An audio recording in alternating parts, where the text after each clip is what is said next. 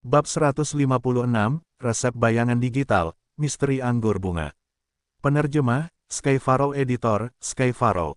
Tuan Fang Yuan, silakan masuk ke ruang rahasia ini. Di dalam terowongan gelap nan menyeramkan, seorang Gu Master tua peringkat 2 berjalan di depan, memimpin jalan bagi Fang Yuan. Ruang rahasia yang menyimpan semua resep kombinasi cacing Gu milik klan, tidak jauh di depan. Fang Yuan naik ke peringkat 3, sehingga statusnya berubah 180 derajat. Semua resep fusi yang disimpan di klan, selama resep tersebut bukan resep peringkat 4 atau 5, ia memiliki wewenang untuk memeriksanya. Jika itu adalah Gu Master peringkat 1 atau 2, untuk memeriksa resep-resep tersebut, mereka perlu membayar batu purba atau menukarnya dengan poin prestasi. Ruang rahasia ini berada di ruang bawah tanah desa, di lokasi yang sangat tersembunyi. Bahkan jika desa itu dimusnahkan, ruang rahasia ini akan tetap ada. Saat itu, pendiri klan Gu Yue, pemimpin klan generasi pertama, menemukan mata air esensi purba di dalam gua bawah tanah ini, sehingga memutuskan untuk membangun desanya di sini. Melalui perkembangan dan pertumbuhan dari generasi ke generasi oleh para pemimpin klan, gua bawah tanah klan Gu Yue telah menjadi markas rahasia klan Gu Yue. Biasanya, Master Gu biasa tidak memiliki hak untuk muncul di lokasi ini. Hanya tetua klan, pemimpin klan, dan Master Gu Aula Kegelapan yang bertugas melindungi tempat tersebut yang memiliki wewenang seperti itu. Banyak Master Gu yang hanya pernah ke sana sekali dalam hidup mereka. Itu adalah selama upacara kebangkitan, di mana para pemuda akan datang ke laut mata air purba, berharap untuk membangkitkan lubang mereka. Selain itu, kecuali ada alasan khusus, masuk ke gua bawah tanah ini dilarang bagi semua orang. Bahkan Master Gu yang menjaga tempat itu dipilih setelah pertimbangan yang cermat. Bagaimanapun, mata air purba di gua bawah tanah ini adalah seluruh fondasi desa Gu Yue. Dari pusat mata air, sejumlah besar batu purba diproduksi, dan itu menopang kultivasi Master Gu seluruh klan. Di terowongan, 2 set langkah kaki bisa terdengar. Jauh di sana, suara air sungai mengalir terdengar, itu adalah sungai bawah tanah di gua. Sesaat kemudian, Master Gu yang memimpin jalan membawa Fang Yuan ke sebuah pintu batu. Ia menepuk perutnya, dan seekor cacing Gu terbang keluar dari lubangnya.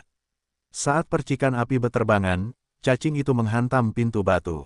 Permukaan pintu batu itu beriak, seperti batu yang dilemparkan ke dalam air. Tak lama kemudian, dinding batu itu berkedip dan perlahan menghilang, memperlihatkan ruang rahasia di belakangnya. Ukuran ruang rahasia itu agak kecil, hanya 666,2/3 meter persegi. Setiap beberapa langkah, akan ada meja batu yang tingginya setengah dari tinggi seseorang. Puluhan meja batu itu memiliki piring giok putih di atasnya, dan di atas piring itu ada seekor cacing Gu yang sedang beristirahat dengan tenang. Cacing-cacing Gu ini memiliki berbagai macam warna, berukuran sekitar kepalan tangan, penampilan mereka sangat mirip, seperti ulat sutra. Di kepalanya, ada 2 mata majemuk seperti lebah atau capung, berwarna-warni dan tampak seperti kaca mengilap. Namun permukaannya tidak lembut, tetapi ditutupi lapisan cangkang serangga, dan cangkangnya bahkan berkilau kemasan. Tuan Fang Yuan, ini pertama kalinya Anda ke ruang rahasia, jadi biar saya jelaskan. Ini adalah Gu bayangan digital tingkat 2, semuanya memiliki resep yang terekam di dalamnya. Pada cacing Gu bayangan digital hijau, hampir semua resep tingkat 1 dapat ditemukan di dalamnya. Sedangkan untuk Gu berwarna merah hitam, ada resep tingkat 2. Putih berisi resep tingkat 3, dan oranye memiliki resep tingkat 4. Sedangkan untuk tingkat 5, itu terkandung dalam cacing Gu bayangan digital ungu paling tengah. Di sampingnya, Guru Gu tua memperkenalkan dengan tepat. Gu bayangan digital adalah jenis cacing Gu yang dapat merekam. Hanya selangkah lebih maju, dan itu akan menjadi Gu foto audio tingkat 3. Setelah Gu foto audio disempurnakan, ia tidak hanya dapat menyimpan rekaman, tetapi juga dapat merekam suara. Di gua rahasia retakan batu, Biksu Anggur Bunga menggunakan Gu foto audio untuk memberitahu Fang Yuan tentang detail warisan. Namun untuk merekam resep, suara tidak diperlukan, jadi Gu bayangan digital sudah cukup. Resep fusi, ini sangat berharga. Menggunakan kertas bambu biasa untuk merekamnya, jika dicuri, mereka tidak hanya dapat menyempurnakan cacing Gu khusus klan Gu Yue, itu juga merupakan kebocoran besar informasi klan. Mengetahui musuh mengarah ke pertempuran yang lebih mudah, dan Master Gu yang berpengalaman dapat mempelajari tentang kekuatan dan kelemahan cacing Gu dari resep penyempurnaan. Setelah bocor, terhadap klan kerugiannya akan parah. Di masa depan ketika mereka bertarung, Master Gu dari klan itu mungkin juga dirugikan dalam cacing Gu.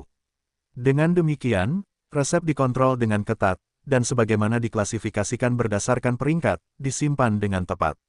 Gu bayangan digital lebih mudah disempurnakan dan berbiaya rendah, sehingga merupakan metode umum untuk menyimpan resep. Tuan Fang Yuan, semua Gu bayangan digital ini milik tetua klan Aula Rahasia. Namun, itu tidak akan menghalangi Anda untuk menggunakan esensi purba dan menjelajah. Hanya saja dengan identitas Anda saat ini, Anda tidak dapat menjelajahi resep tingkat 4 dan 5. Ada juga dua hal lagi, ruang rahasia adalah zona merah klan, setiap tindakan Anda di sini diamati sepenuhnya secara rahasia. Setiap hari, Anda hanya dapat tinggal di sini selama 15 menit. Setelah waktunya habis, Anda harus pergi, Master Gu melanjutkan bicaranya. Saya mengerti. Fang Yuan mengangguk. Tuan Fang Yuan, bawahan ini tidak memiliki wewenang untuk masuk, jadi saya akan menunggu di pintu.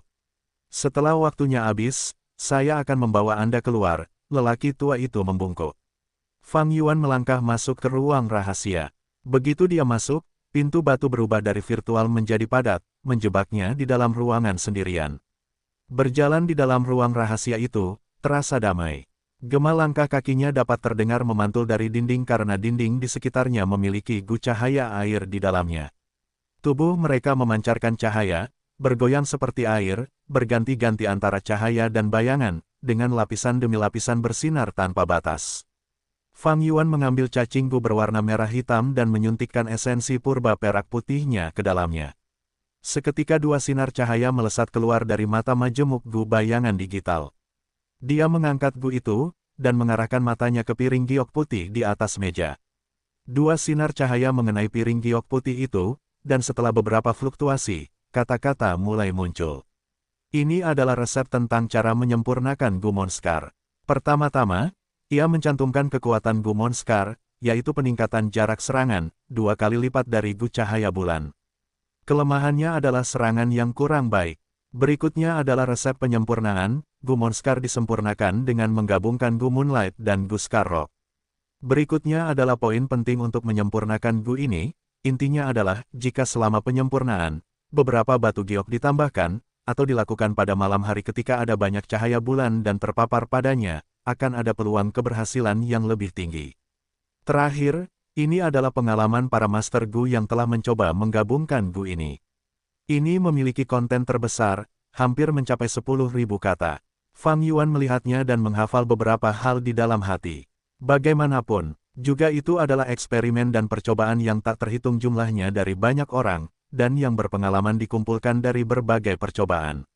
Beberapa informasi, bahkan Fang Yuan tidak tahu. Bagaimanapun, Gu Moonlight adalah Gu yang unik bagi klan Gu Yue.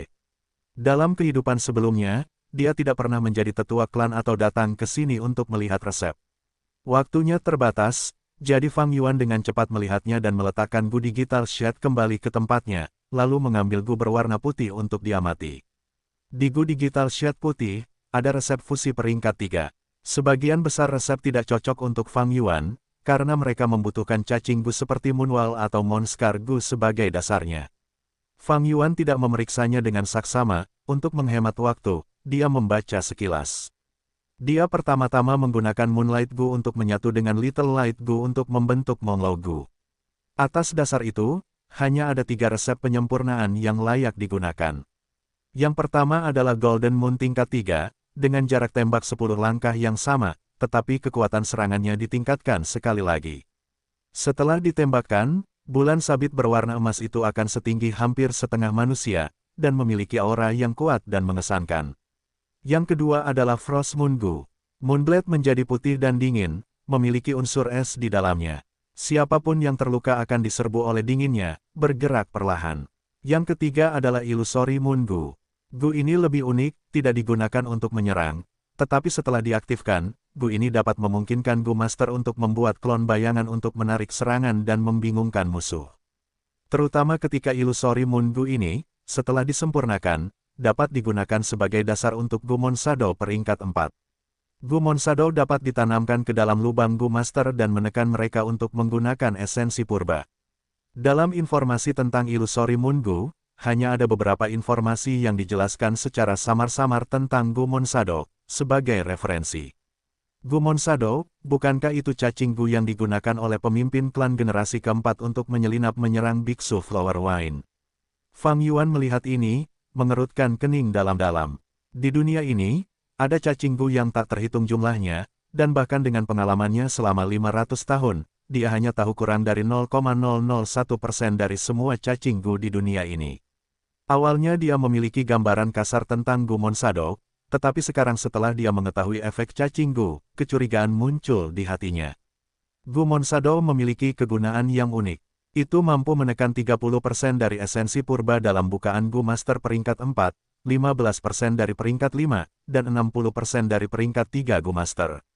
Itu berarti, dengan bakat kelas C seperti Fang Yuan, hanya memiliki 40-50%, jika mereka terkena Gumon Shadow ini, mereka tidak akan dapat menggunakan 1 ons pun esensi purba, kehilangan semua kekuatan pertempuran mereka dan sama saja dengan lumpuh. Tentu saja, jika itu adalah Fang Yuan, jika Gumon Shadow digunakan padanya, itu akan menjadi melempar roti daging ke anjing, apa yang telah hilang tidak akan pernah bisa kembali. Itu karena begitu Mon Shadow Gu memasuki lubangnya, Spring Autumn Cicada akan menunjukkan dominasinya, dan di bawah auranya, Mon Shadow Gu akan langsung disempurnakan olehnya, dan menjadi miliknya.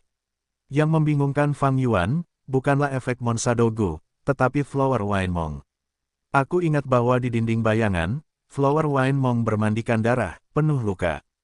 Pertama, pertarungannya dengan pemimpin klan generasi keempat dan para tetua hanya memberinya luka ringan. Kupikir luka parah itu disebabkan oleh Mon Shadow Gu ini, tetapi untuk berpikir bahwa Mon Shadow Gu ini hanya digunakan untuk menekan esensi purba, melumpuhkan Gu Master. Lalu dari mana Flower Wine Mong mendapatkan luka parahnya? Pikiran Fang Yuan sangat cermat, sehingga menjadi lebih mencurigakan. Saat itu, ketika Flower Wine Mong kalah dari para tetua klan dan melarikan diri, apa yang sebenarnya terjadi? Mon Shadow Gu bukanlah penyebab kematiannya. Jadi, apa yang terjadi? Seketika, warisan Flower Wine Mong yang awalnya jelas, menjadi misteri total bagi Fang Yuan lagi. Tuan Fang Yuan, sudah 15 menit berlalu, saya yakin Anda telah memperoleh beberapa kemajuan. Apapun yang terjadi, silakan datang lagi besok. Pada titik ini, pintu berubah menjadi keadaan astral lagi, saat Master Gu tua berdiri di luar dan berkata dengan hormat. Baiklah. Tatapan Fang Yuan bersinar saat ia meletakkan Gu bayangan digital, meninggalkan ruang rahasia. Terlepas dari apakah itu bulan emas, bulan beku, atau bulan ilusi, resep penyempurnaan ini bukanlah yang ia inginkan. Itu karena semuanya menghabiskan banyak kelopak bunga anggrek bulan. Kelopak bunga anggrek bulan sulit disimpan, hanya mampu bertahan selama beberapa hari. Dalam rencana Fang Yuan, ia ingin meninggalkan klan Gu Yue dan menjelajahi dunia. Jika ia memurnikan Gu ini, tanpa makanan apapun mereka akan mati dalam waktu setengah tahun. Ia mungkin juga tidak akan memurnikannya. Namun, masih ada resep peringkat 3 yang tidak berhasil ia lihat. Saya akan datang lagi besok, kurasa. Pikiran seperti itu terlintas di benaknya bab 157, Blood Moon Gu. Penerjemah, Sky Pharaoh Editor, Sky Pharaoh. Hari kedua, Ruang Rahasia. Di atas piring giok putih mengilap, terdapat sebuah resep. Blood Moon Gu, menggunakan rank 2 Monglo Gu dan Blood Essence Gu untuk menggabungkan dan membentuk cacing Gu rank 3. Setelah diaktifkan, Moonblade bersinar merah darah, dengan ukuran wajah. Jika seseorang terluka olehnya, akan ada efek pendarahan terus-menerus. Itu saja, tatapan Fang Yuan menyapu informasi dan menghafal resep ini dalam hati. Kemudian dia menutup matanya dan melafalkannya lagi, dan membuka matanya untuk memeriksa. Setelah beberapa kali, dia memeriksa bahwa dia telah menghafal resep ini sepenuhnya di dalam hatinya, tanpa ada margin kesalahan. Dibandingkan dengan Golden Moon, Frost Moon, dan Illusionary Moon Gu, 3 klasik, Blood Moon Gu ini jauh lebih tidak lazim. Resep penyempurnaan dari 3 yang pertama memiliki hampir 100.000 kata pengalaman penyempurnaan.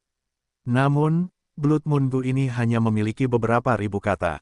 Dapat dilihat bahwa sepanjang sejarah, Gu Master yang memilih Blood Moon Gu ini jarang.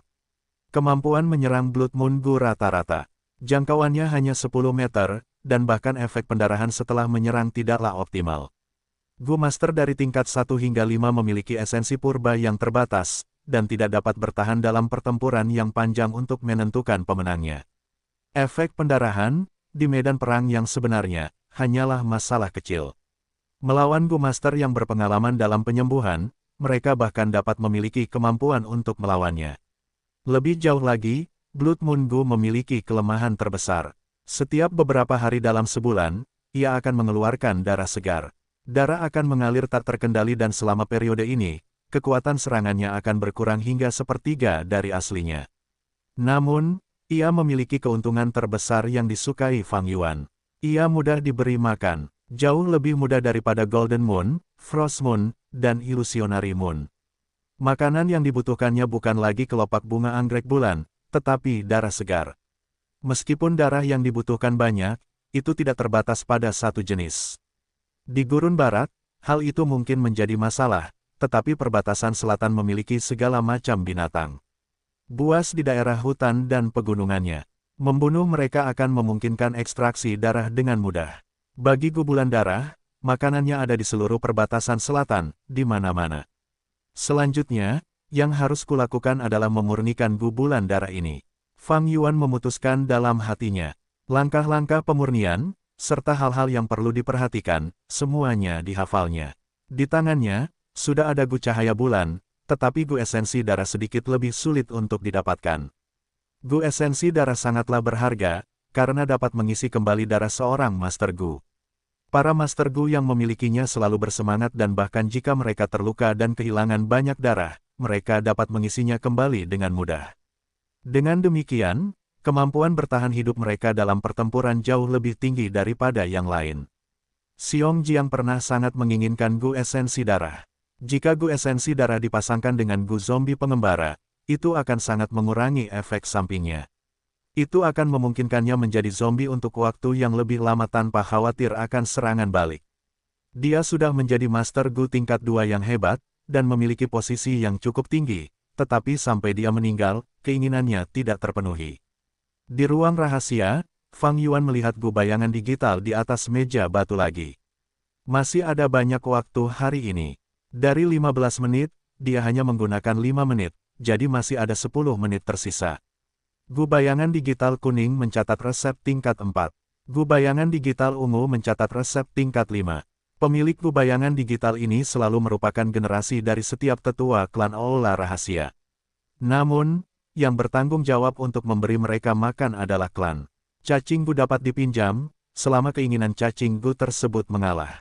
Keinginan dalam gu bayangan digital adalah satu dengan tetua klan Balai Rahasia.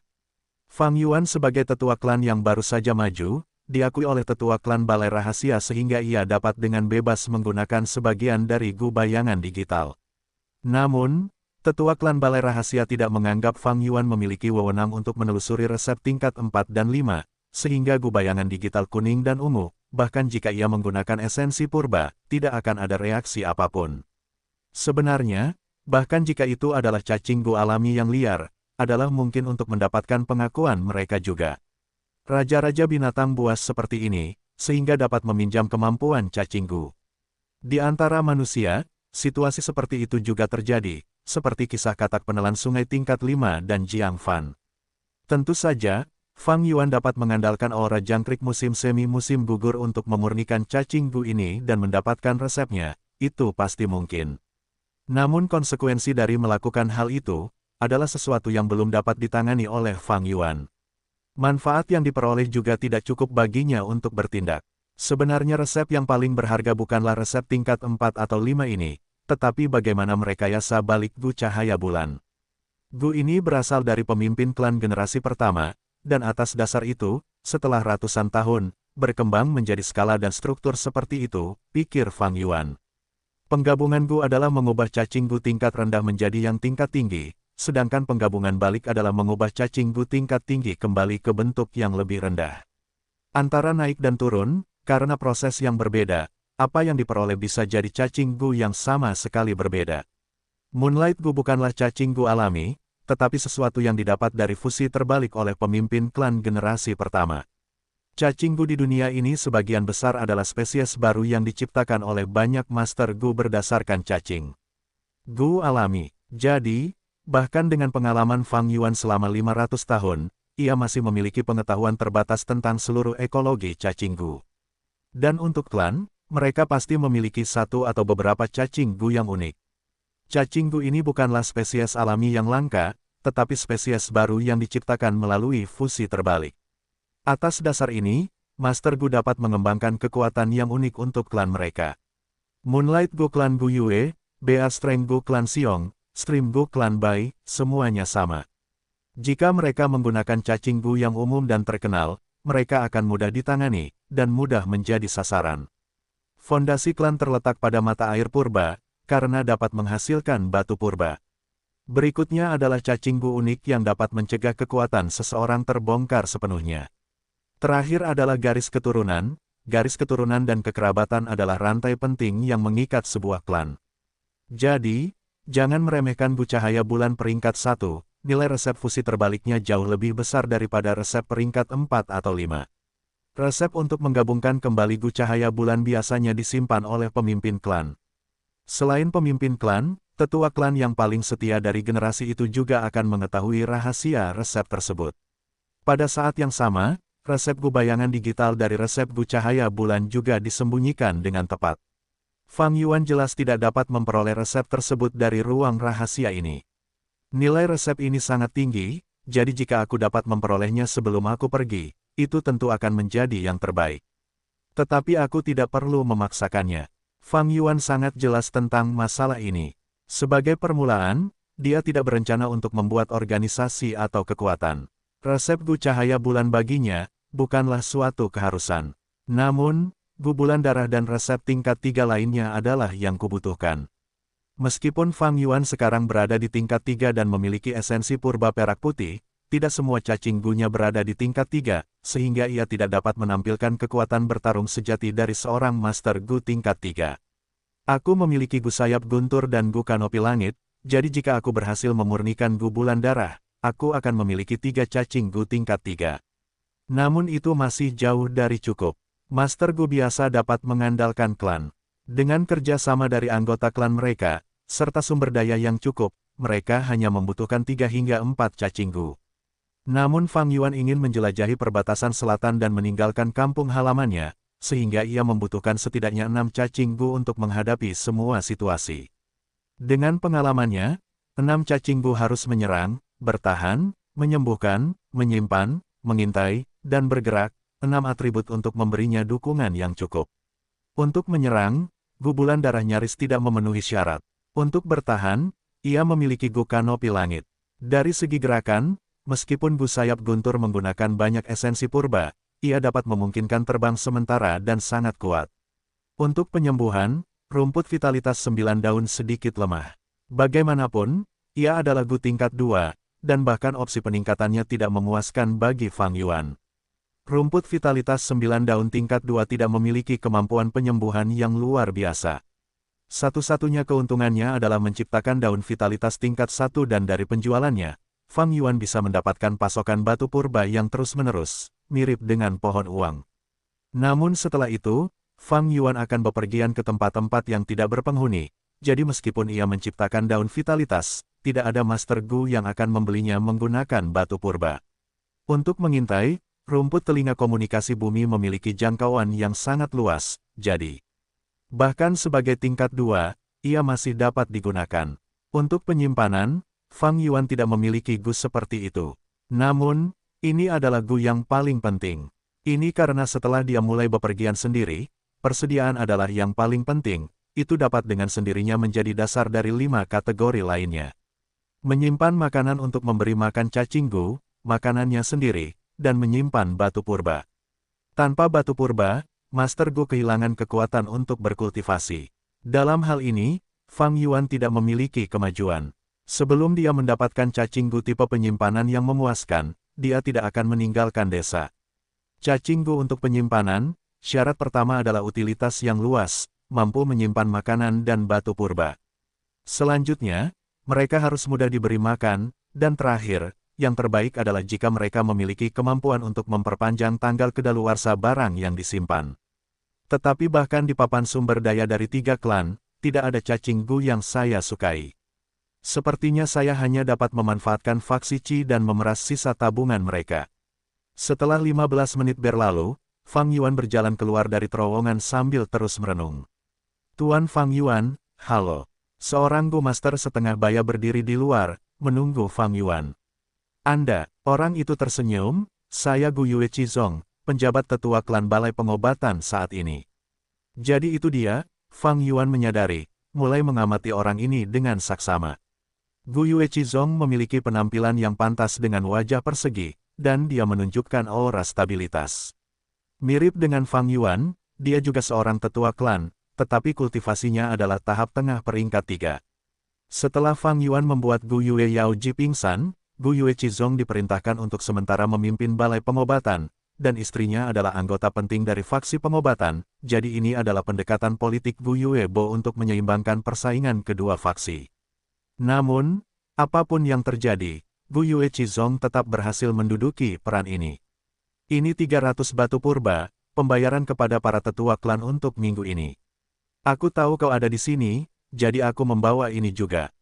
Aku harap kau tidak keberatan jika aku menangani masalah ini sendiri, kata Gu Yue Qizong, sambil menyerahkan sebuah kantong uang kepada Fang Yuan. Pria ini, Fang Yuan menyipitkan mata, mengambil kantong itu.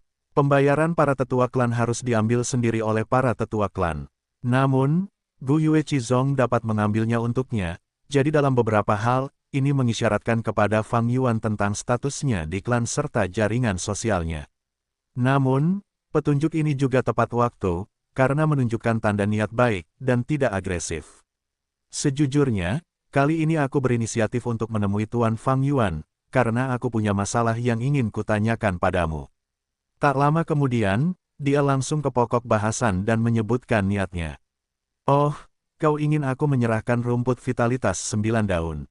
Fang Yuan menunjukkan ekspresi yang sangat dalam bab 158, waktu telah berubah. Penerjemah, Skyfaro Editor, Skyfaro.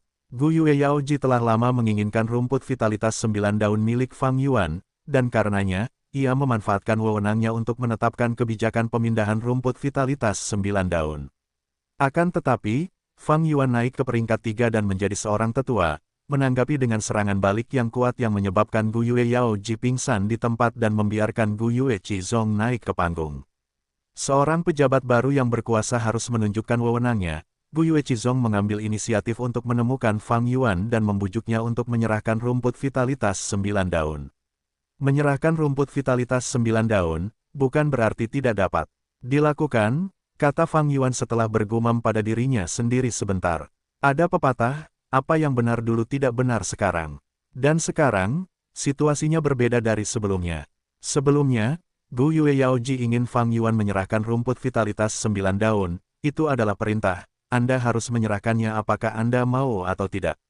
Namun, Fang Yuan sekarang sudah menjadi tetua dan statusnya setara dengan Gu Yue Yaoji dan yang lainnya, dan hanya lebih rendah dari pemimpin klan Gu Yue Bo. Jadi, Gu Yue Qizong meminta Fang Yuan untuk menyerahkan rumput vitalitas 9 daun bukanlah perintah, melainkan jenis transaksi dengan manfaat yang sama. Rumput vitalitas 9 daun memang sangat berharga, dengan kemampuannya menghasilkan daun vitalitas, itu sendiri merupakan sumber pendapatan skala mikro dan sangat diminati.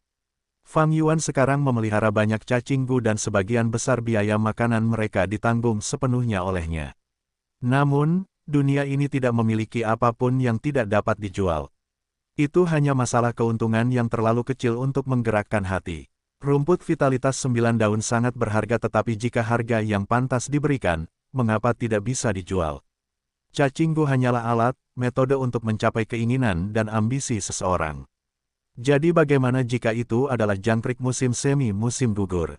Selama situasinya cocok, mengapa seseorang tidak bisa menyerahkannya untuk ditukar dengan manfaat yang lebih besar? Jika seseorang ingin mendapatkan keuntungan, mereka harus belajar untuk menyerah terlebih dahulu. Tentu saja, Fang Yuan menyadari hal ini dan menatap Gu Yue Qizong. Gu Yue Qizong mengerti dan tersenyum, jika Tuan bersedia menyerahkan rumput vitalitas 9 daun, saya akan dengan senang hati mengganti rugi Anda dengan token perintah ini. Sambil berkata demikian, dia mengeluarkan sebuah token. Desain token ini sederhana, berbentuk segitiga dengan sudut-sudut halus. Ada kata-kata yang tertulis di bagian depan, menumpuk dalam bentuk piramida, token hadiah, begitu pula di bagian belakang tertulis, kontribusi hadiah. Token hadiah, kontribusi hadiah. Yang mulia adalah sesepuh yang baru dipromosikan, dan mungkin tidak jelas dalam beberapa hal. Token hadiah ini diberikan kepada Master Gu yang telah memberikan kontribusi besar bagi klan. Bahkan di antara para sesepuh, hanya sedikit yang memilikinya. Dengan token ini, Anda dapat pergi ke gua Gu bawah tanah klan dan memilih cacing Gu yang Anda suka. Gua bawah tanah tersebut menyimpan banyak cacing Gu yang langka dan berharga. Di antara 10 cacing Gu teratas di papan pertukaran, 4 di antaranya telah dipilih dari gua Gu bawah tanah, jelas Gu Yue Qizong. Fang Yuan langsung tergerak. Dia tidak terkejut dengan hal ini, karena klan Gu Yue telah berdiri tegak selama berabad-abad dan tidak mungkin tidak ada kartu truf dan akumulasi. Faktanya, setiap klan yang sudah lama berdiri juga akan memiliki tempat rahasia untuk menyimpan Gu seperti gua bawah tanah Gu. Namun, untuk mendapatkan cacing Gu seperti itu, seseorang harus memberikan kontribusi besar dan juga harus setia kepada klan. Fang Yuan baru saja menjadi sesepuh, jadi dia masih sangat jauh dari memiliki kualifikasi seperti itu. Saya ingin meninggalkan klan, jadi saya membutuhkan Gu penyimpanan. Token ini adalah pilihan yang bagus, tetapi Fang Yuan punya beberapa kekhawatiran. Jika dia harus menyerahkan rumput vitalitas 9 daun, biarlah, itu adalah bantuan besar bagi Fang Yuan, tetapi dia tidak akan membutuhkannya di masa depan. Kemampuan penyembuhannya tidak luar biasa dan seseorang tidak dapat terus-menerus menggunakan daun vitalitas untuk menyembuhkan. Kekhawatiran Fang Yuan adalah bahwa mungkin tidak selalu ada cacing Gu yang ideal di gua bawah tanah Gu. Gu Yue Qizong telah mengamati ekspresi Fang Yuan dan dia salah memahami keraguannya, berkata, gua bawah tanah tidak hanya menampung cacing Gu tingkat 3 tetapi juga tingkat 4. Tetua Fang Yuan, Anda tidak akan dirugikan. Tetapi, jika entah bagaimana Anda menyesalinya, kita dapat menukarnya kembali. Itu dapat dilakukan setelah beberapa waktu, secara diam-diam. Fang Yuan mengangkat matanya, tidak dapat menahan diri untuk tidak menatap Qizong lagi. Ini orang yang luar biasa, desahnya dalam hati. Seorang pejabat baru yang berkuasa harus menunjukkan otoritasnya. Qizong jelas mengerti mengapa dia dipromosikan, dia harus mencapai keseimbangan tidak hanya dengan pemimpin klan tetapi juga dengan Qi dan faksi pengobatan. Dan pada saat yang sama, ia perlu menunjukkan kemampuannya. Fang Yuan yang mentransfer rumput vitalitas 9 daun, memiliki arti khusus baginya dan ia bersedia membayar harga tinggi untuk itu. Dunia ini luas, bakat luar biasa yang tak terhitung jumlahnya ada di mana-mana. Di bawah gelombang serigala, orang-orang lama dikorbankan dan pendatang baru maju. Dari titik tertentu, ini juga dapat dikatakan sebagai reformasi yang memungkinkan klan untuk mempertahankan vitalitasnya dan berdiri tegak tanpa jatuh, pikir Fang Yuan dalam hati.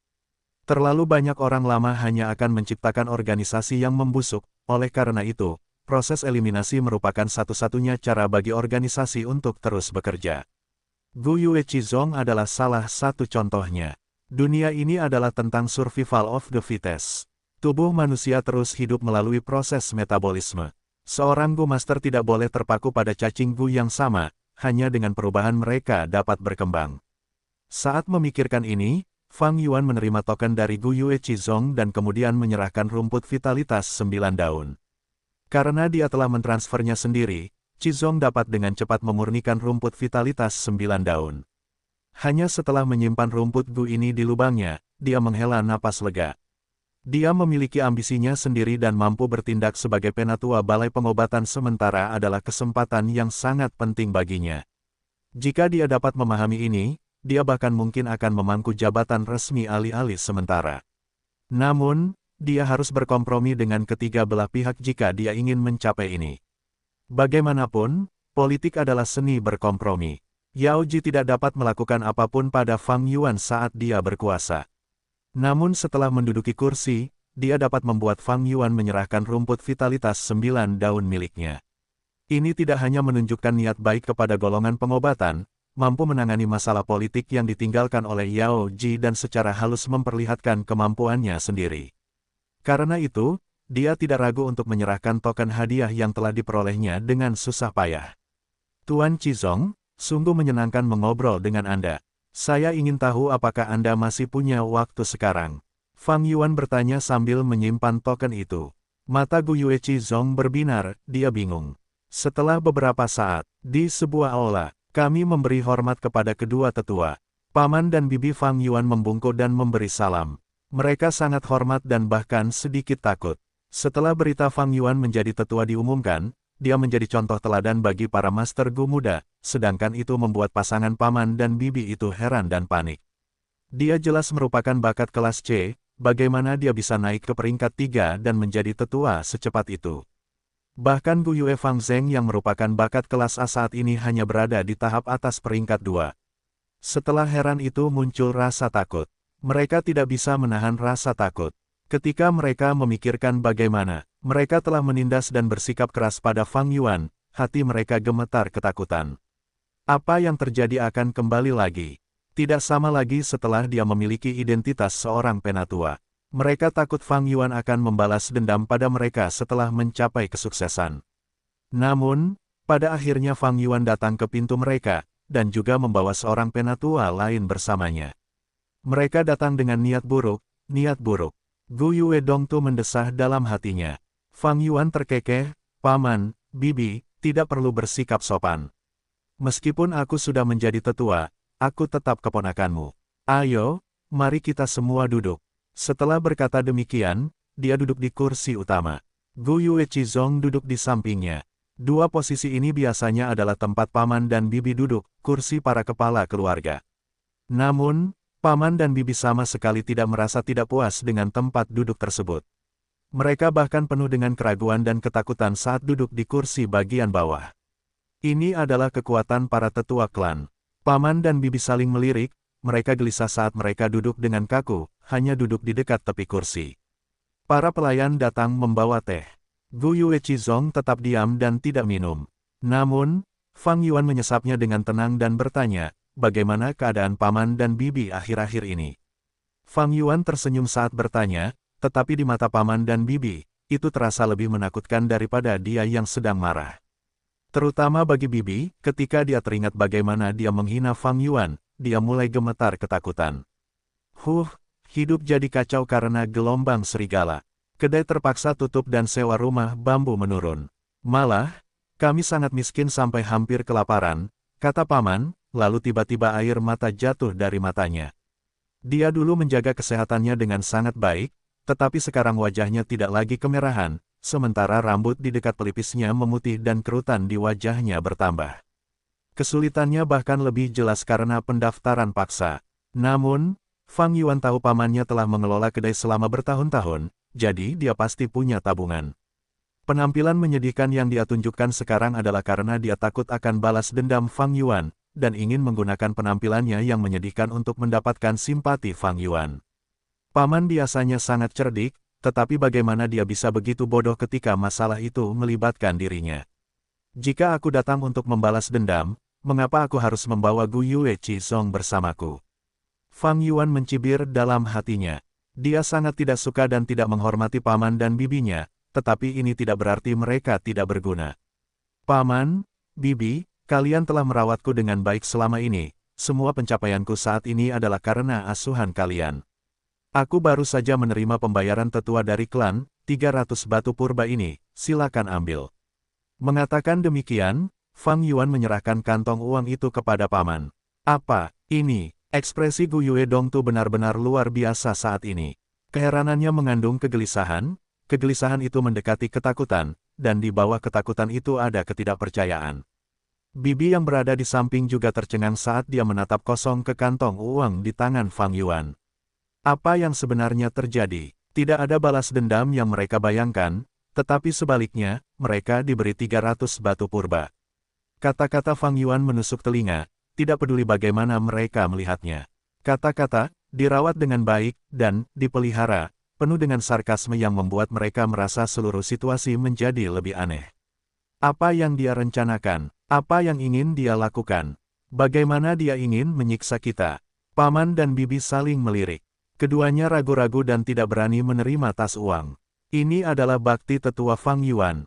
Terimalah, Gu Yue Qizong berbicara tanpa ekspresi dari tempat duduknya. Ya, ya, ya.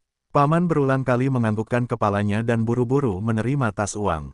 Bahkan jika dia disebut tetua tersembunyi, itu bukan apa-apa di depan tetua balai pengobatan.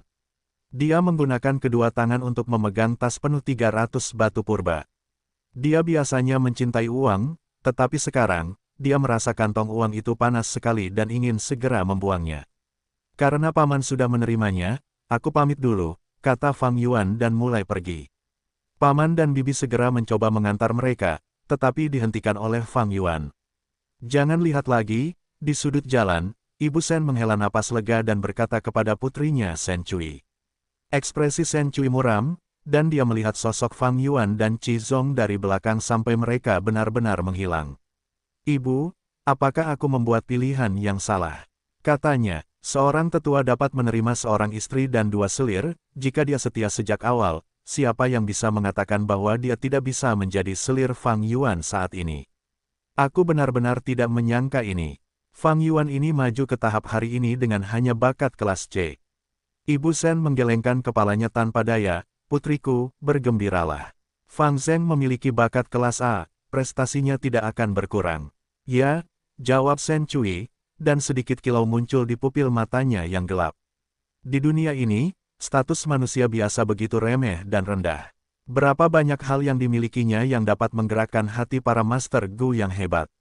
Dia telah memberikan tubuhnya kepada Fang Zheng, itu adalah pertaruhan hidupnya dan dia tidak dapat kembali lagi. Bab 159, Fang Yuan ini. Penerjemah, Sky Pharaoh. Editor, Sky Pharaoh. Melolong, 4 serigala petir yang ganas mengangkat kepala mereka dan melolong keras. Pit-pat, hujan turun dari atas saat tirai air saling terjalin, dan awan gelap menjelajahi langit. Itu menyebabkan cuaca menjadi gelap, menghalangi penglihatan banyak orang. Cepat! Gerbang utara ada yang jebol, cepat ke sana, kelompok Sengnan. Gu Master yang menyembuhkan, kami punya orang yang terluka parah di sini. Bunuh, bunuh, bunuh. Bunuh semua serigala bajingan ini. Teriakan serigala diimbangi oleh teriakan Gu Master. Hampir semua orang bermandikan darah saat mereka bertarung dengan ganas. Di sekitar desa, pertempuran terjadi, menyebar seperti api. Sorak-sorai orang-orang, teriakan serigala, suara hujan, bercampur dengan suara angin. Serigala petir yang tak terhitung jumlahnya bergegas menuju tembok desa. Jebakan di depan tembok sudah diratakan oleh lapisan tebal mayat serigala, dan karena mereka dipimpin oleh banyak serigala petir yang berani, serigala petir memiliki kekuatan yang kuat bersama-sama. Gu Master peringkat 1 dan peringkat 2 bertarung dengan gagah berani di garis depan. Sejumlah besar Moonblade terbang menuju kawanan serigala, membantai banyak serigala petir. Namun kawanan serigala masih mengirimkan arus petir dan bola petir ke desa, membawa cedera dan kematian bagi klan. Tetua Fang Yuan, ini adalah laporan cedera terbaru dari Balai Pengobatan, silakan lihat. Seorang Gu Master yang bertugas mengirimkan informasi dengan cepat tiba, dan setelah melihat Fang Yuan, menyapanya dan menyerahkan laporan dengan kedua tangan. Fang Yuan sekarang adalah Gu Master peringkat 3, jadi sebagai tetua klan, misinya oleh klan adalah untuk memimpin Gu Master dalam menekan wilayah barat. Fang Yuan mengalihkan perhatiannya dari medan perang dan mengambil laporan, berkata kepada Gu Master, Anda boleh pergi. Gu Master memberi hormat sebelum pergi. Kecepatannya tinggi, dan dengan menggunakan cacing Gu untuk mempercepat tubuhnya, dia dengan cepat pergi ke area berikutnya. Setiap Gu Master yang bertanggung jawab atas penyebaran informasi memiliki setidaknya satu cacing Gu tipe bantuan gerakan, sementara beberapa bahkan memiliki 2. Fang Yuan membuka laporan itu, melihatnya sekilas. Jumlah korban luka pada laporan itu memberikan perasaan kaget yang cukup besar. Sampai sekarang, gelombang serigala telah menyerang desa lebih dari 10 kali. Cedera dan kematian Gu Master klan sangat parah. Hal ini menyebabkan para tetua klan menjadi sangat panik, dan Gu Master yang mengambil alih Balai Pengobatan, Gu Yue Qizong, merasakan tekanan yang lebih besar. Sebagai pria parubaya, dia bahkan memiliki beberapa rambut putih yang tumbuh beberapa hari yang lalu. Namun, Fang Yuan memiliki ingatan dari kehidupan sebelumnya dan sudah siap secara mental, jadi dia tidak terkejut. Gelombang serigala ini adalah salah satu yang paling parah dalam sejarah klan Gu Yue. Cedera dan kematian seperti itu tidak dapat dihindari. Dia memikirkan hal ini dalam hatinya, dan saat cahaya bulan berkumpul di telapak tangannya, dia menghancurkan laporan ini menjadi abu. Laporan ini, hanya tetua klan yang memiliki wewenang untuk melihatnya. Jika dirilis ke masyarakat, itu akan menyebabkan ketidakstabilan sosial. Meskipun demikian, klan Gu Yue sudah dalam keadaan panik, karena perasaan ketidakstabilan semakin kuat dari hari ke hari. Pada titik ini, cahaya bulan di telapak tangan Fang Yuan tidak lagi berwarna biru yang menakutkan, tetapi berwarna darah. Ini adalah Gu bulan darah tingkat 3. Untuk memurnikan Gu ini, Fang Yuan telah gagal sekali, dan baru pada percobaan keduanya dia berhasil. Mengenai bahan pemurnian, dia secara alami memeras Gu Yue Qilian untuk itu. Fang Yuan memejamkan matanya, pikirannya memasuki celahnya. Di dalam lubang itu, dinding lubang itu bersinar dan meredup secara berkala tanpa setetes pun kotoran, itu adalah keadaan putih bersih. Esensi purbanya berwarna putih sepenuhnya, tetapi juga memancarkan kilau cahaya metalik perak. Ini adalah esensi purba perak putih milik Master Gu tingkat 3. Air berkumpul menjadi lautan, di dalam lubangnya itu adalah lautan purba perak putih. Di permukaan, awalnya ada residu merah hitam, tetapi sekarang tidak ada lagi. Gu air pembersih yang dipaksakannya keluar dari Gu Yue Qilian telah lama digunakan. Efek samping Gu pemakaman kehidupan manusia binatang sepenuhnya dihilangkan. Tetapi ini bukan tanpa harga. Bakat Fang Yuan turun sedikit dari 44% kelas C, karena Gu pemakaman kehidupan manusia binatang, itu turun 2%, ke kapasitas maksimum 42%. Tetapi harga ini, Fang Yuan siap untuk itu. Faktanya, itu semua berkat Gu Yue Qilian. Jika bukan karena Gu air pembersih dan membiarkan residu hitam merah itu merusak esensi purba lebih lama lagi, bakat Fang Yuan akan semakin menurun. Kepik berbintik hitam dan bercangkang putih menari-nari di udara di atas laut. Ini adalah Gu kanopi langit. Gu sisik siluman dengan penampilan ikan batu berada jauh di dalam laut purba. Cacing minuman keras 4 rasa sedang bermain dengan ombak di atas permukaan laut. Adapun Gu bulan darah yang baru disempurnakan, penampilannya mirip dengan Gu cahaya bulan, yang berada di telapak tangan kanan Fang Yuan, berubah menjadi lambang bulan sabit merah. Adapun Gu sayap guntur peringkat 3, ia berada di punggung Fang Yuan sebagai 2 tato petir. Yang perlu disebutkan adalah jangkrik musim semi musim gugur. Kondisinya semakin membaik, dan pulih lebih cepat. Situasi ini membuat Fang Yuan gembira sekaligus khawatir. Spring Autumn Cicada berada di peringkat 6, tetapi dia masih di peringkat 3, dan saat ini lubangnya tidak mampu menahan Spring Autumn Cicada yang sudah pulih sepenuhnya. Aura Spring Autumn Cicada semakin kuat. Seperti menggunakan tabung kertas untuk menampung batu, lubangnya tidak akan mampu menahan beban. Jika aku tidak punya pilihan lain, aku hanya bisa mengangkatnya keluar dari tubuhku, Fang Yuan mendesah. Itu memiliki implikasi yang besar. Cacing Gu peringkat 6 terlibat dengan Dao, yang mengandung fragmen hukum langit dan bumi. Jika dibiarkan di luar untuk waktu yang lama, itu akan menciptakan resonansi dengan hukum alam, kecuali jika cacing Gu sedang tertidur. Jika tidak, keributan akan menjadi besar, karena akan menyebabkan segala macam fenomena alam, menarik perhatian dan keserakahan para ahli lainnya. Tetapi ini adalah solusi karena kebutuhan. Lolongan. Pada titik ini, lolongan serigala yang keras dan melengking tiba-tiba memasuki telinga semua orang. Fang Yuan mengumpulkan semangatnya. Tuan tetua klan, serigala petir yang ganas telah memasuki pertempuran. Gu Yue Jiangjian dan 2 tetua lainnya berada di gerbang timur menghalangi mereka. Mereka berharap Anda dapat pergi dan membantu, seorang Gu Master dengan panik melaporkan. Retak, suara petir pecah saat 2 sayap tumbuh dari punggung Fang Yuan. Kedua sayap ini dibentuk oleh petir biru, bentuknya abstrak dan sederhana. Namun dengan satu kepakan, petir itu membawa Fang Yuan tinggi ke langit, dan dengan kecepatan tinggi, ia melesat menuju gerbang timur. Terbang dalam garis lurus di udara, Fang Yuan tiba di medan perang dalam waktu beberapa tarikan napas. Serigala petir yang ganas itu mencoba menerobos gerbang timur, dan beberapa tetua klan berada di dekat pintu dan terlibat dalam pertempuran yang agresif. Serigala petir yang ganas itu tiba-tiba melompat keluar dari medan perang dan dengan ayunan ekornya, menyapu seorang Gu Master wanita peringkat 1 di sudut. Wajah Gu Master ini menjadi pucat. Ia hanya bisa mendengar suara angin bertiup saat ekor serigala itu menyapu ke arahnya, dan dalam hatinya ia berteriak, "Aku akan binasa." Dengan kemampuannya, dia tidak bisa menghindar maupun menerima hantaman itu. Namun di saat genting ini, sebuah bayangan turun dari langit, memeluknya. Gadis muda itu merasakan dunia berputar di hadapannya. Ketika akhirnya dia tersadar, yang dia lihat hanyalah dirinya yang melayang di udara, sementara ekor serigala itu menerjang tepat di bawahnya. Sebuah bangunan bambu 2 lantai menerima hantaman itu dan bergetar hebat. Ekspresinya menjadi suram. Jika dia terkena hantaman ekor itu, dia akan berubah menjadi bubur daging. Tak lama kemudian, dia menyadari bahwa dia telah diselamatkan. Siapa yang menyelamatkannya? Dia menatap orang itu, dan tercengang. Itu dia, Gu Yue Fang Yuan. Seketika, hati gadis muda itu dipenuhi dengan kerumitan, tidak mungkin untuk dijelaskan dengan kata-kata. Dia dan Fang Yuan adalah teman sekelas. Fang Yuan sebelumnya telah memeras batu purba miliknya, jadi dia sangat membencinya. Namun, dia harus kagum dengan prestasinya, terutama setelah berita tentang dia yang naik ke tingkat tetua klan tersebar, menyebabkan dia terkejut dan kagum. Dibandingkan dengan Fang Yuan, dia juga merupakan bakat kelas C, tetapi sekarang hanya peringkat 1. Sekarang, dia pernah diselamatkan oleh Fang Yuan. Dia benar-benar penyelamat. Dia dipenuhi dengan rasa terima kasih kepada Fang Yuan, dan di bawah keterkejutan dan kekagumannya, kebenciannya yang tersisa juga hilang dengan ini. Medan perang di sini berbahaya, mundurlah jauh-jauh.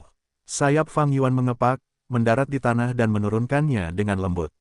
Dia memiliki kesan terhadap gadis muda ini.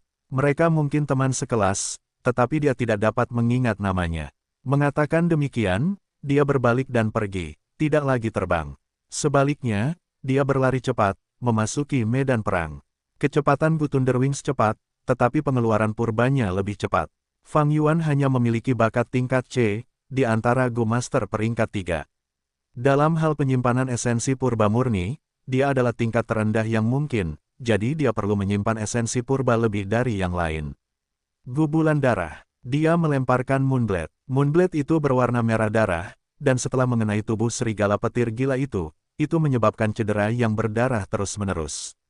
Pandangan gadis muda itu tetap pada Fang Yuan, menatap bayangannya dengan tatapan kosong. Perlahan, matanya mulai bersinar dengan cara yang misterius. Berusia 17 hingga 18 tahun, ini adalah masa muda. Fang Yuan ini, apa pendapatmu tentang dia? Jauh di sana, Gu Yuebo melihat pemandangan ini dan bertanya kepada seorang asisten dekat. Ajudan itu menjawab, "Kudengar tetua Fang Yuan telah menjawab panggilan balai pengobatan dan menyerahkan rumput vitalitas 9 daun miliknya. Setelah mendapatkan bayaran pertama, ia memberikan semuanya kepada paman dan bibinya sebagai tanda bakti. Belakangan ini, ia telah menyerang secara langsung dan ikut serta dalam membunuh serigala petir. Serangannya yang agresif dan kejam telah memberinya banyak pahala pertempuran. Tidak hanya itu, setelah menyelamatkan banyak anggota klan kali ini, reputasinya meningkat. Klan tersebut telah memiliki rumor, ia telah membuka lembaran baru, tetua klan baru dari faksi Fang Del. Bawahan ini berpikir bahwa, meskipun ia hanya memiliki bakat kelas C, dengan kemampuan pertempurannya yang mengesankan, ia telah mendapatkan peluang besar. Pertama dengan warisan orang tuanya, rumput vitalitas 9 daun menjadi sumber pendapatan yang berkelanjutan. Menggunakan 2 gu relik baja merah, ia berhasil berkultivasi ke tingkat 3, tetapi juga memiliki unsur keberuntungan. Saat berkata demikian, pembantu dekatnya itu menunjukkan ekspresi sedikit cemburu. Dia juga berbakat di level C, tetapi hanya di level 2. Untuk mencapai tahap ini, dia menghabiskan separuh hidupnya untuk melakukannya. Tetapi Fang Yuan baru berusia 17 tahun, tetapi dia sudah menjadi tetua klan.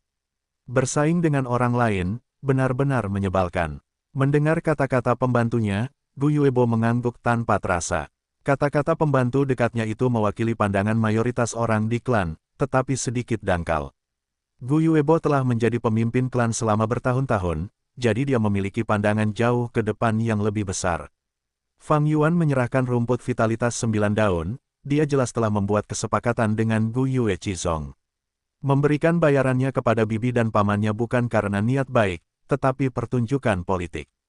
Orang yang menyebarkan berita tentang masalah ini, adalah Gu Yue Chizong. Mengenai penyelamatan orang, apakah itu benar dan tulus, masih ada keraguan. Tetapi apapun yang terjadi, Fang Yuan tidak lagi mengisolasi dirinya sendiri, dan tindakannya memang layak dipuji.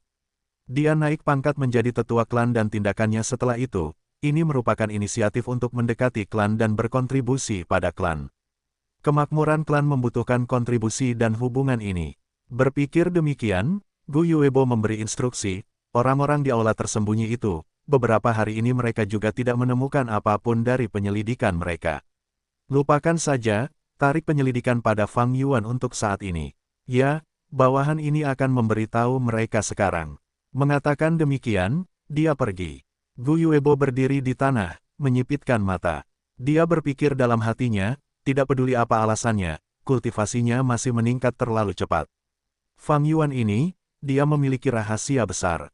Namun dalam periode ini, dengan parahnya gelombang serigala, setiap kekuatan dibutuhkan, dan menyia-nyiakannya pada Fang Yuan terlalu boros. Penyelidikan masih diperlukan, tetapi ini hanya bisa menunggu setelah gelombang serigala. Bab 160. Tepuk tangan yang luar biasa. Penerjemah, Skyfaro Editor, Skyfaro. Dengan suara keras, serigala petir yang ganas itu jatuh ke tanah seperti gajah raksasa. Ia membuka mulutnya lebar-lebar, tetapi matanya kehilangan fokus saat kehidupan perlahan keluar dari tubuhnya. Di sekujur tubuhnya, ada luka-luka di mana-mana. Saat darah serigala mengalir deras tanpa henti, lingkungan menjadi merah. Hujan terus turun saat mengencerkan darah serigala, dan menyebabkan darah menyebar lebih jauh ke dalam tanah. Tanah menjadi berlumpur, dan beberapa tetua berdiri di samping mayat serigala petir yang ganas, menarik napas dalam-dalam saat tubuh mereka basah kuyup oleh hujan. Mereka juga berlumuran darah serigala dan lumpur, tampak seperti pengemis. Akhirnya berhasil membunuhnya. Serigala petir yang ganas ini sebenarnya memiliki cacinggu pertahanan di dalam tubuhnya, dan sangat sulit untuk dikalahkan. Untungnya kita memiliki gubulan darah milik tetua Fang Yuan yang menumpuk luka-luka padanya, atau akan lebih sulit lagi untuk membunuhnya. Ketika para tetua mengatakan ini, mereka melihat ke arah Fang Yuan. Awalnya ketika mereka mendengar bahwa Fang Yuan telah menyempurnakan gubulan darah, mereka merasa tidak setuju terhadapnya. Namun sekarang tampaknya, itu sangat efektif dalam menghadapi serigala petir yang ganas. Saya tersanjung, para tetua yang terhormat, jika bukan karena bantuan dan perlindungan Anda, saya tidak akan mampu menyerang dengan begitu kejam. Fang Yuan menyeka air hujan dari wajahnya sambil berkata dengan sopan. Tidak, itu adalah tugas kami. Kami sudah tua, kami tidak merasakannya sebelumnya, tetapi setelah bertarung bersama dengan tetua Fang Yuan, kami merasa bahwa kami benar-benar telah menua. Memang, beberapa tetua tertawa bersama. Dalam pertempuran sebelumnya ini, Fang Yuan memiliki pemahaman yang kuat tentang kapan harus menyerang dan mundur. Dengan serangannya yang kejam dan buas, berkali-kali metodenya bahkan lebih efektif daripada tetua biasa, menyebabkan para tetua klan melihatnya dalam cahaya yang berbeda. Terutama dengan sikapnya yang sopan dan rendah hati serta tidak memiliki rasa arogansi, dia jelas bukan seperti yang dikatakan rumor, orang yang menyendiri dan sulit diatur, sehingga para tetua memiliki kesan yang baik tentangnya. Masih banyak aspek yang perlu saya pelajari dari kalian semua, kata Fang Yuan dengan hormat, tetapi matanya bersinar dengan cahaya gelap. Gubulan darah memiliki kelebihan dan kekurangan. Setelah menggunakannya berkali-kali, ia memiliki beberapa wawasan tentangnya. Gubulan darah menghususkan diri dalam pertempuran yang berkepanjangan, menyebabkan cedera yang tidak dapat disembuhkan. Seiring berjalannya waktu, cedera musuh akan semakin parah. Namun, ini ditetapkan berdasarkan fakta bahwa tidak ada cacinggu tipe penyembuh. Alam itu seimbang, tidak ada cacinggu yang terkuat. Setiap gu pasti memiliki kekuatan dan kelemahan. Kelemahan terbesar gubulan darah adalah beberapa hari dalam sebulan saat ia mengeluarkan darah dan menghadapi penurunan kekuatan tempur yang cepat. Itu adalah metode serangan utamaku, jadi ini membuatnya terlalu tidak stabil. Namun, setelah aku mendapatkan lipan emas gergaji rantai di tanah warisan anggur bunga, aku dapat menutupi kelemahan ini. Beberapa hari ini adalah periode siaga tinggi saat gelombang serigala terus menyerang desa, jadi sebagai tetua klan, Fang Yuan menarik lebih banyak perhatian daripada sebelumnya dan tidak memiliki kesempatan untuk pergi ke gua rahasia celah batu itu. Cepat, selamatkan anggota klan kita. Sapu medan perang, jangan lewatkan satu pun cacinggu. Melihat serigala petir yang ganas itu jatuh, sekelompok Master Gu penyembuh segera maju. Para tetua yang terhormat, kalian semua telah mengerahkan diri, mohon terima perlakuan khusus dari Balai Pengobatan kami. Master Gu terkemuka membungkuk ke arah Fang Yuan dan para tetua. Oh, Li Chen dari faksi pengobatan. Beberapa tetua klan mengenali orang ini, mengangguk dan mengubah ekspresi mereka. Mereka bersikap sopan kepada Fang Yuan, memasang wajah penuh senyum. Namun terhadap orang ini, mereka menahan emosi dan menunjukkan kewibawaan sebagai atasan. Inilah perbedaan status. Gu Yue Li Chen ini, hanyalah seorang Gu Master tingkat 2. Saya tidak terluka, saya tidak memerlukan perawatan. Para tetua, mari kita bicara lagi saat kita senggang. Fang Yuan mengangguk kepada para tetua. Tetua Fang Yuan sangat luar biasa, dia bahkan tidak terluka dari pertempuran seperti itu, sungguh pahlawan muda sejati. Dibandingkan dengan tetua Fang Yuan, kita benar-benar tua. Hehe, jaga dirimu baik-baik tetua Fang Yuan. Beberapa tetua mulai tertawa saat mereka berkata, Tetua Fang Yuan, mohon maaf atas kekasaran saya, tetapi izinkan Gu Master penyembuh Balai Pengobatan kami untuk memeriksa Anda, Gu Yue Li Chen bersikeras. Dia adalah anggota dari faksi pengobatan, dan setelah Fang Yuan membuat Gu Yue Yaoji marah hingga pingsan, menyebabkannya jatuh, dia secara alami memiliki kebencian terhadap Fang Yuan. Namun dengan jabatan dan pekerjaannya, sebagai pemimpin dia tidak dapat mengabaikan Fang Yuan. Terima kasih atas niat baikmu, tapi tidak apa-apa. Aku akan menemui kalian lagi. Fang Yuan menepuk bahu Gu Yue Li Chen, pergi sambil tersenyum. Para tetua tersenyum atau mengangguk untuk membalasnya. Baru setelah dia pergi ekspresi mereka berubah dengan cepat, menjadi serius. Fang Yuan ini, meskipun hanya kelas C, telah tumbuh hingga titik ini, sungguh sulit untuk mendapatkannya. Bertarung bersamanya, mereka bisa merasakan kekejaman dan kekejamannya, tetapi ketika memikirkannya, mereka merasa terancam. Ketika mereka berusia 17 tahun, apakah mereka memiliki prestasi seperti itu? Terutama ketika mereka melihatnya tersenyum saat dia menepuk bahu anggota faksi pengobatan, bakat seperti itu dalam politik dan tipu daya, sungguh menakjubkan. Tuan Fang Yuan, apakah Anda mengenali saya? Di sepanjang jalan, seseorang menunjukkan ekspresi hormat saat menyapa Fang Yuan. Anda adalah, Fang Yuan menyipitkan matanya, mengenali orang ini sebagai teman sekelasnya. Hanya saja dia tidak dapat mengingat namanya, tetapi ketika dia memeras batu purba darinya, orang ini selalu menyerahkannya dengan baik. Itu menunjukkan kecemerlangannya di balik kepribadiannya yang lemah lembut. Tuan Fang Yuan, saya Gu Yue Dingsong. Beruntung menjadi teman sekelas Anda, itu adalah kehormatan bagi saya. Sebenarnya, setelah berita bahwa Anda telah naik pangkat menjadi tetua klan tersebar, banyak teman sekelas kami mengagumi dan iri pada Anda, ingin mencari kesempatan untuk membahas pengalaman kultivasi dengan Anda. Apakah Anda bebas malam ini, Tuan? Gu Yue Dingzong menggosok tangannya, matanya tersenyum membentuk garis. Oh, begitukah? Alis Fang Yuan terangkat, mengangguk, baiklah. Tetapi izinkan saya mengganti pakaian saya terlebih dahulu, pakaian basah kuyup ini membuat saya tidak nyaman. Saya sudah menyiapkan air hangat dan pakaian baru, dan beberapa pelayan cantik sedang menunggu untuk melayani Anda, Tuan. Gu Yue Dingzong tersenyum, ekspresinya sangat bersemangat. Fang Yuan menggelengkan kepalanya untuk menolak, tidak, sebelum itu, saya harus pergi ke terowongan bawah tanah. Ah, begitu, ekspresi Gu Yue Dingzong berubah. Terowongan bawah tanah hanya dapat diakses oleh para tetua klan, dan bagi orang-orang seperti mereka, itu adalah tempat terlarang di klan. Selanjutnya, senyumnya menjadi lebih patuh, dan punggungnya semakin melengkung, karena nadanya mengandung perasaan seorang pelayan. Tuan, lanjutkan urusan Anda, waktu orang rendahan ini tidak berharga, menunggu Anda juga merupakan kehormatan bagi saya. Fang Yuan mengangguk, tidak berbicara lagi dan terus berjalan pergi. Gu Yue Dingzong mundur selangkah dengan cepat, membuka jalan sambil membungkukkan punggungnya dan mengirim Fang Yuan pergi dengan tatapannya. Memasuki gua bawah tanah lagi. Ruang rahasia yang berisi cacing gu yang berharga ini sangat besar, hampir sebesar alun-alun desa. Namun, cacing gu yang ada di dalamnya tidak banyak, hanya ada beberapa lusin.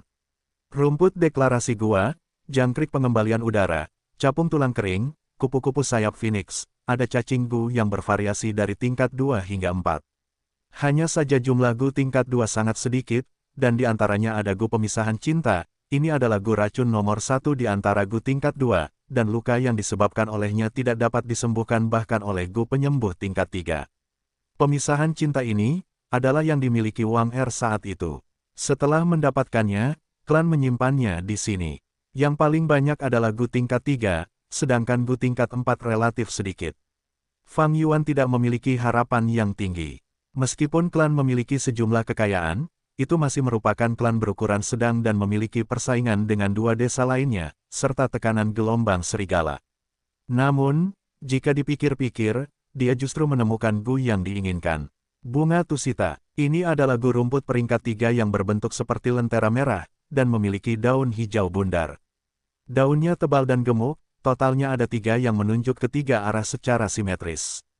Bunga Tusita ini sama dengan rumput Tusita.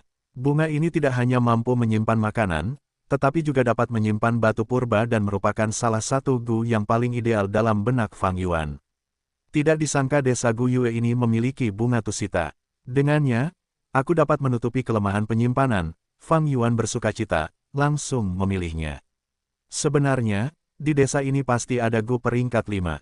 Klan Gu Yue memiliki 2 ahli peringkat 5 dalam sejarah. Mereka pasti meninggalkan beberapa cacing Gu. Kecuali mereka tidak dapat ditempatkan di sini, Gu peringkat 5 ini adalah kartu truf desa, yang diberi makan oleh desa dengan semua sumber dayanya. Meskipun untuk mengatakan, memberi makan, sebenarnya lebih seperti persembahan. Fang Yuan meninggalkan terowongan. Hujan telah berhenti tetapi cuaca masih suram. Udara juga tidak segar, karena tercium bau darah. Fang Yuan berganti ke baju bersih dan perlahan berjalan menuju tempat berkumpul. Tetua Fang Yuan, Anda di sini, merupakan kehormatan terbesar bagi kami untuk memiliki Anda bersama kami. Gu Yue Dingzong berdiri di pintu, menatap dengan mata terbelalak. Dari jauh ia dapat melihat Fang Yuan berjalan menyeberang jalan, dan ia segera tersenyum dan menyambutnya. Ia membawa Fang Yuan ke dalam gedung bambu. Sudah ada pesta yang disiapkan karena banyak orang duduk di sana. Begitu melihat Fang Yuan, mereka segera bangkit. Tak lama kemudian, segala macam pujian dan sanjungan mengalir deras seperti air ke arah Fang Yuan. Salam untuk Tuan Fang Yuan. Setelah sekian lama, pesona tetua Fang Yuan lebih besar dari sebelumnya. Orang rendahan ini benar-benar mengagumi Anda. Menjadi teman sekelas Tuan Fang Yuan, merupakan keberuntunganku dari 3 kehidupan. Bahkan memikirkannya sekarang, rasanya seperti pengalaman mimpi. Tatapan Fang Yuan menyapu meja, melihat semua teman sekelasnya, mereka adalah wajah-wajah yang dikenalnya, semuanya adalah orang-orang yang telah diperasnya. Dengan senang hati, dia tersenyum tipis, duduk di posisi tertinggi. Sajikan hidangan, sajikan anggur terbaik, teriak Gu Yue Dingzong. Dan para pelayan segera mulai bekerja. Semua jenis hidangan disajikan, rasanya sangat lezat. Keluarga Gu Yue Dingzong ini benar-benar memiliki beberapa aset. Untuk dapat menyajikan hidangan seperti itu selama masa pasang surut serigala, itu menunjukkan bahwa dia benar-benar membayar harga yang mahal, menunjukkan ketulusannya. Penatua Fang Yuan, orang rendahan ini bersulang untukmu. Penatua Fang Yuan, minumlah dengan perlahan, aku akan menghabiskan ini dulu. Fang Yuan benar-benar sangat santai. Dengan secangkir anggur, dia hanya menyesap sedikit setiap kali, namun masyarakat tidak mengeluh terhadap hal ini. Setelah bersulang untuk hampir semua orang dan minum cukup banyak, dia tiba-tiba memegang cangkirnya dan berdiri, sambil tertawa, anak muda itu bodoh, aku dulu tidak dewasa dan melakukan beberapa hal yang mengerikan, aku harap semua orang bisa memaafkanku, dan tidak mempermasalahkan masa lalu. Begitu dia berdiri, tidak ada seorang pun yang berani untuk terus duduk, dan mereka semua segera bangkit. Semua orang tahu bahwa masalah yang dimaksud Fang Yuan adalah pemerasan batu purba. Mereka segera berteriak, sama sekali tidak, sama sekali tidak. Tetua Fang Yuan benar-benar berkarakter, pahlawan sejati. Agar batu purbaku diperhatikan oleh Tetua Fang Yuan, itu adalah kehormatan terbesar kami. Benar, benar, pesona dan kepahlawanan Tetua Fang Yuan selalu terukir di hatiku. Fang Yuan menghabiskan segelas anggur ini dalam satu teguk, sementara semua orang bersorak dan bertepuk tangan.